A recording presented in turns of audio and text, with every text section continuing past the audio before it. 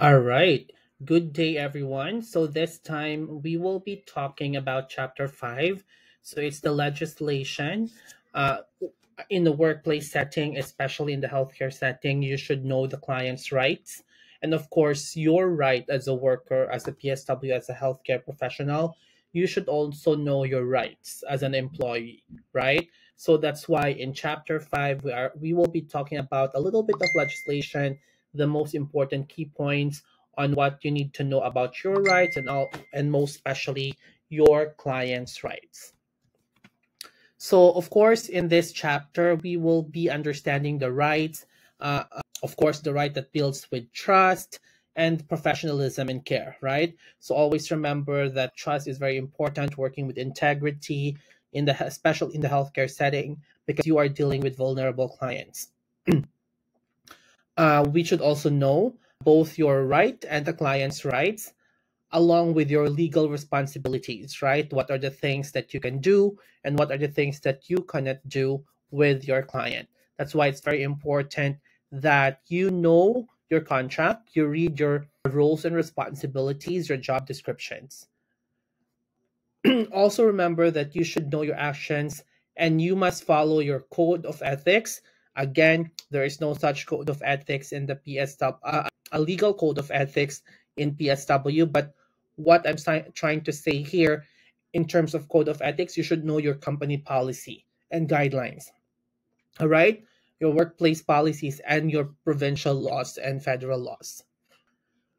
So, client rights and boundaries. Ethics guide what's right and fair in your work. So, again, in terms of ethics, how will you know if it's ethical to do such thing, such service? Always go back to your employer policy as a PSW. What are your job description? What are the do's and don'ts in your company, right? So that will be your ethical guide. Okay? So as long as you follow what's in your job description, as long as you follow what are the rules and responsibilities under your employer policies, then you are doing the right and fair thing in your workplace. Okay? So laws define acceptable behavior and protect both clients and workers. So each provinces, each territories, we have different laws that of course acceptable for the behavior for the clients and also for the workers, and of course protects us as a person, right? The most common one is the human rights, right? So your client is qualified and capable and allowed, and of course to have that human rights same as you are. So that's the very basic rule, right? And every client has moral and legal rights that must be respected as well. So if you think that you as a worker have the right, always remember too that as a client, they have their legal rights that it needs to be respected as you do as well. So according to Canadian rights framework, so we have what we call the Charter of Rights and Freedoms. These applies to all Canadians wherever you are, whichever province or territories you are living in.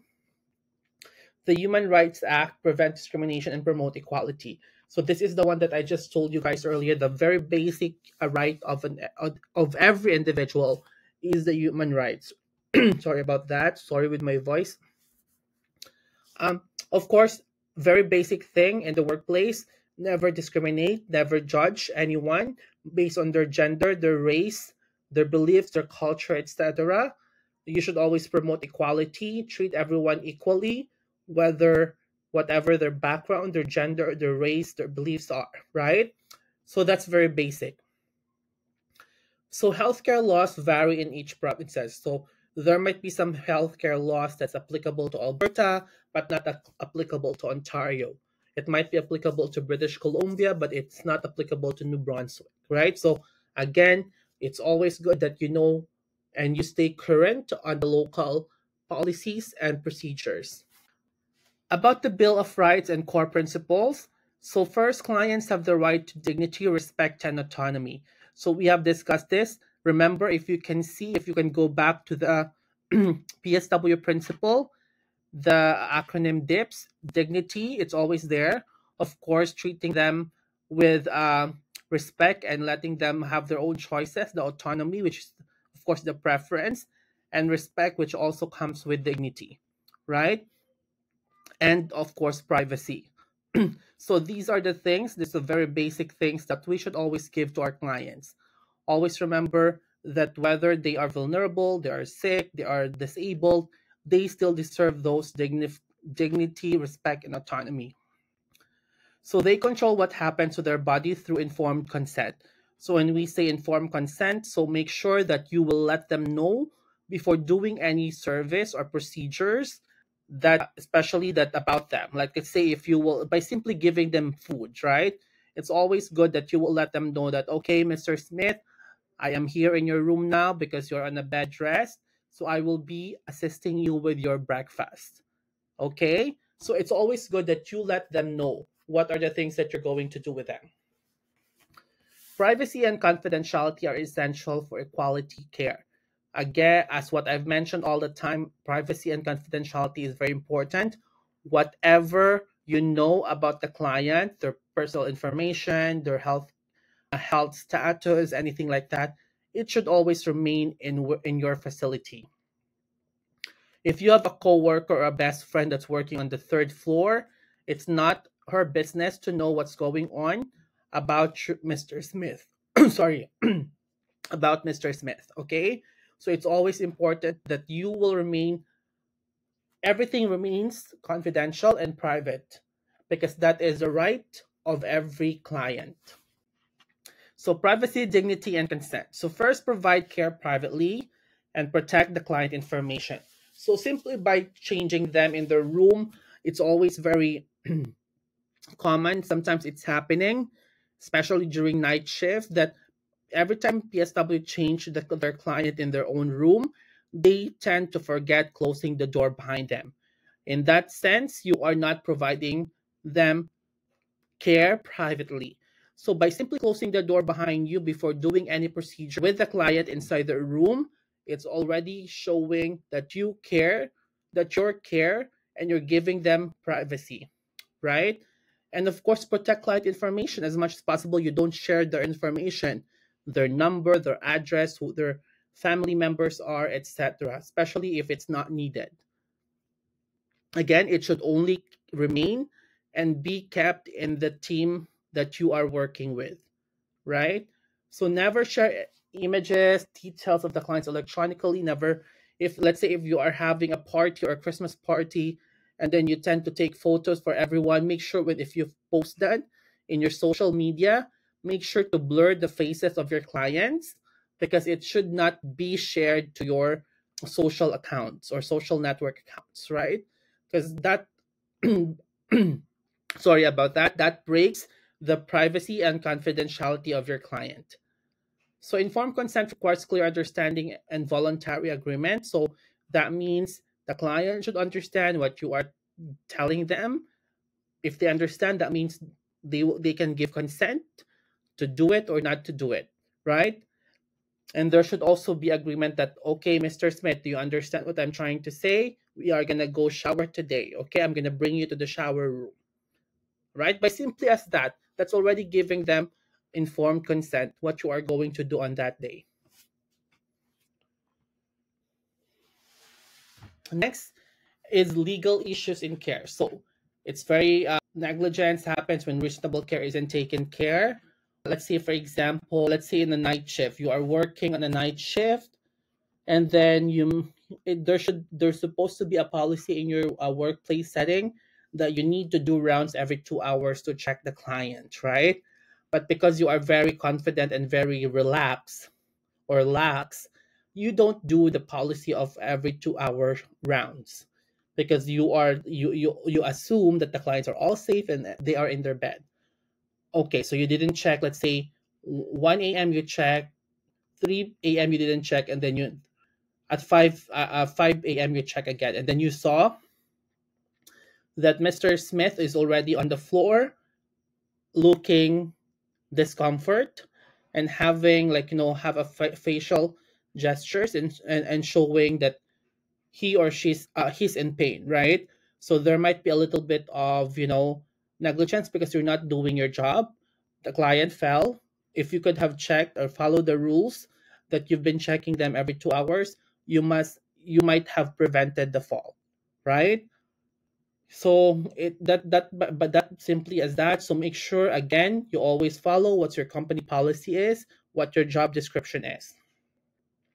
Assault, battery, if you are like hurting the client physically or even like bullying them emotionally, like calling them names, telling them bad names, anything like that, that's already verbal assault, right? Battery, if you are hurting them physically, like, like pinching them or whatever, or hitting them.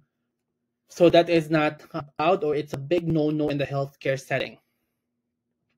False imprisonment, by simply like putting the railings up, if it's not ordered by the doctor, that is considered false imprisonment. You are not allowed to put the railings of the bed up unless there is an order from the doctor, okay? Because that is already considered false imprisonment. That is the basic, or I think that is the best example I can tell you about false imprisonment. What else? So always act or always work within your scope of practice. When I say scope of practice, always in your job description, always in your roles and responsibility that has given by your company. Okay? And make sure you document everything that you do, because if it's not documented, that means it hasn't been done. Okay? So workplace rights and safety. So human rights law protect us, the workers, from discrimination and harassment. So it's very important too, because some of the clients harass us or discriminate us, especially those clients who have mental issues. So there might be dangers. They might be throwing something up against us or hitting us or anything like that. So we also have like some rules or laws that protects the workers, right? Occupational health and safety law. So ensure the workplace is safe. And that is the employer's responsibility, making sure that your work environment is safe. So whatever you do before you do things, especially if it's like, it's tricky or something that is hazardous, make sure that you should undergo certain training that has given by your employer before you do the thing, right? You should know what are the PPEs, the protective equipments to use, anything like that. That is under the occupational health and safety law. Okay, so it's very important that you know that. So I think it's on your next assignment, that will be the topic, like the occupational health and safety. So you should know what are the hardest stuff in your workplace or in your house. You write them down, and then you will know what are the things that you have done to make sure that it will not hurt anyone, right? So employment standards set rules for wages, hours, and leave. So that's also your right, making sure that your employer is giving you the proper wage, the correct wage, the correct hours that is not going to make you burnt out, and of course, allowing you to have leave of absence if you needed to, right?